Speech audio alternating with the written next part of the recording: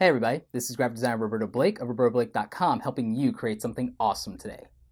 So in today's video, I'm going to speak specifically to advice for in-house graphic designers. Now, many of you who are fans of the channel are not freelancers or students, and not all of you have aspirations to own your own design business one day. I get that. A lot of you want the stability that a job offers, and while I would certainly say that that makes some sense on a certain level, I don't necessarily agree that the market is going to sustain that with the direction things are heading in, and I think those jobs are harder to come by.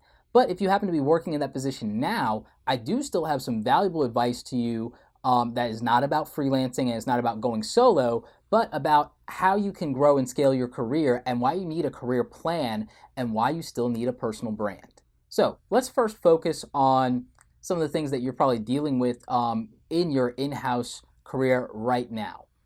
For one thing, you probably need to be looking at the processes that you're using to get your work done and do a real audit of how are you getting work done on a day-to-day basis and refine your process and make it as efficient and quick as possible. Instead of just doing the process that other people have done, find ways to improve it incrementally. Also learn all the shortcuts you can, and not just the programmatic shortcuts in the Adobe software, but actual shortcuts to getting your work done faster. Like maybe in your downtime, you collect stock resources in advance for things in different categories so that one day if you need these resources, they're there. The same thing with code snippets. Maybe you build yourself templates because maybe you don't need to do this type of assignment today, but you might need to do it tomorrow. You might need to do it next week. So find ways to improve your process and make it quicker and more efficient. Build a library of resources and just stack that as much as you can in your favor so that getting work done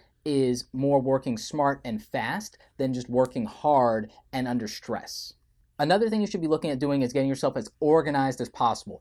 Get a naming convention and a file folder system for how you approach projects. Make sure each project has its own folder specifically so that you can search and index that a lot faster and bring things up when people need them.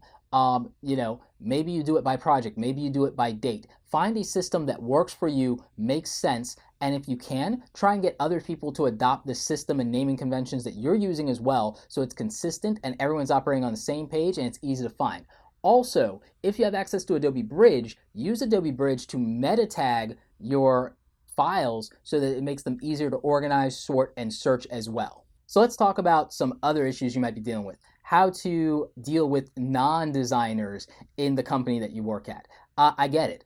I've done the in-house grind myself, and it can be a crucible sometimes to explain design things to non-designers. I highly recommend you read the non-designer's book for graphic design. I'll have a link to that in the description below, but it might actually help you in how you communicate things to non-designers by reading that book. And just try to simplify things. Get things as simple as possible. Don't use jargon. Use simple terms and really just physically illustrate things if you have to for people and just frame them so that they understand what the context you're trying to get at is, and just really enhance your communication skills, filter it down for them, use analogies. So just find ways to make people get your point in as few words as possible and you'll be fine.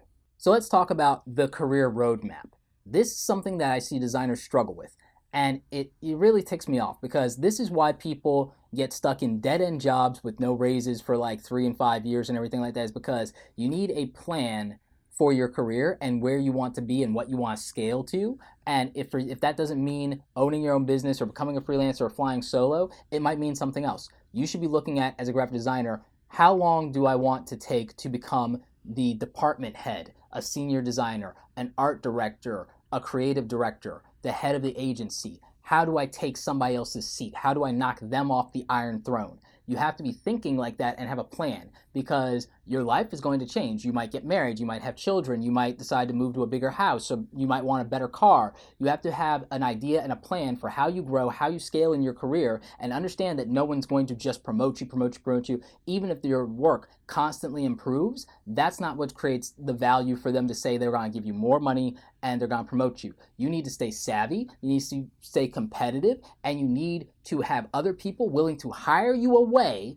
Don't get stuck on the idea of being loyal. That worked in our parents' generation. You know what, today? Yes, people look negatively a little bit on job hoppers. You know who doesn't worry about it though? Companies that know they're going to fight to keep you for 5 to 10 years at that company by creating value for you, giving you promotions, giving you raises, treating you properly, creating an awesome work experience for you. Those companies are not worried about it because they're like, oh, you left that company? They're in the know. They're like, yep, that was a crappy company. I know who you worked for. I know that guy. I met him at the conference. I know exactly why you're leaving that company. Come on board. We'll do better. We'll give you a competitive salary. You have to earn that conversation, and you don't earn those relationships, those kudos, and those opportunities by showing up to your cubicle early and leaving late. You earn that by creating your own personal brand, being on the internet, connecting with people in LinkedIn, connecting with headhunters and recruiters, connecting with other agencies and other agency designers, networking with them online, going to conferences, going to events, seeing what other people are doing in the industry, talking to other people, building a strong network,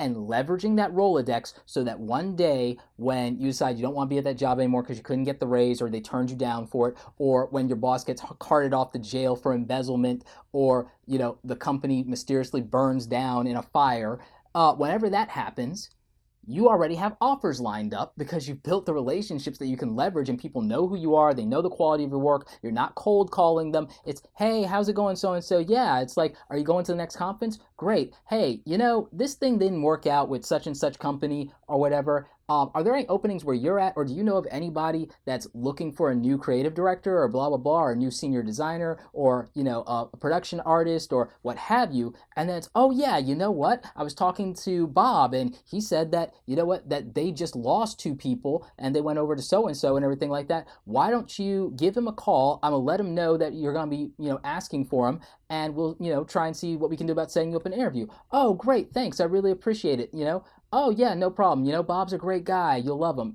And that conversation only happens if you've been working at doing that instead of putting in applications and cold calling people and, going to the job like, Oliver Twist with a bowl of rules. Like, oh, please, can I have some more? It's like, no, you got to create value by building relationships, caring about people, creating things for them, networking with them, and showing them that you're a superstar, and that one day, if they have the opportunity to work with you, that they really should, because you're going to do amazing things together and you're a stand-up guy or gal, and they will want to work with you. They will throw another 5 or 10% at you, 20% to leave that other company and come over to their side.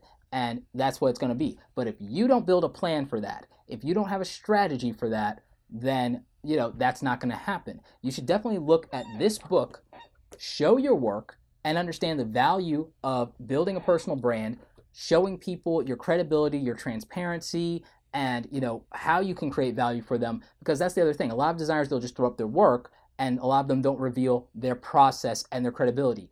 Me and Jose Caballero and Chris Doe talked about this in the interview that I did at the school live, and I'm just going to queue up that so you can go to that video if you want.